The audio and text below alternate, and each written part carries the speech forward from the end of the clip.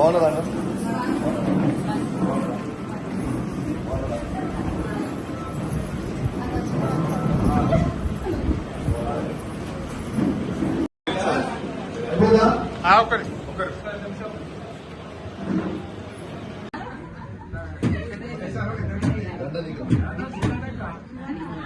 Thank you sir. సపోర్ట్లో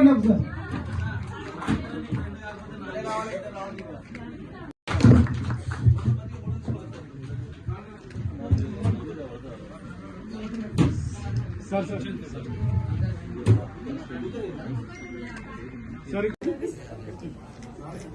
మంచి పాటలే రాదండి సార్.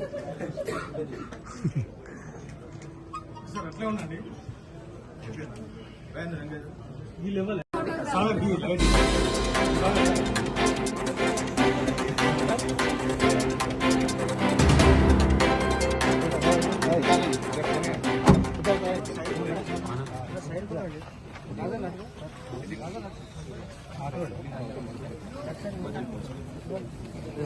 చూడండి.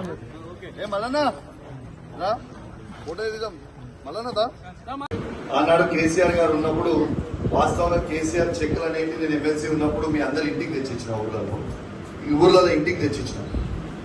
కానీ ఇవాళ ప్రభుత్వం మారిన తర్వాత ఒకటే దగ్గర ఇవ్వాలి అనేది ఒకటి పెట్టింది కాబట్టి ఇలా మీ అందరు నేను పిలవడం జరుగుతూ ఉంది. లేకపోతే నేనే మీ ఇంటికి వచ్చి చెక్ ఇచ్చిపోదామనే ఒక ఆలోచన ఉంది.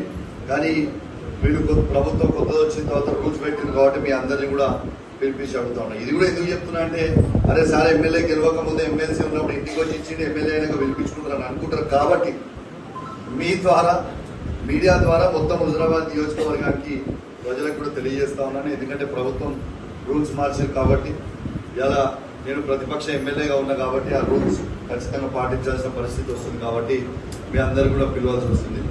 దీంతో మహిళలు ఉంటారు. ఆ 1,25,000 మహిళలకి మీరు ఎన్నికల సమయంలో 2,500 రూపాయలు మహాలక్ష్మి పథకం కింద ఇస్తామని చెప్పిండ్రు.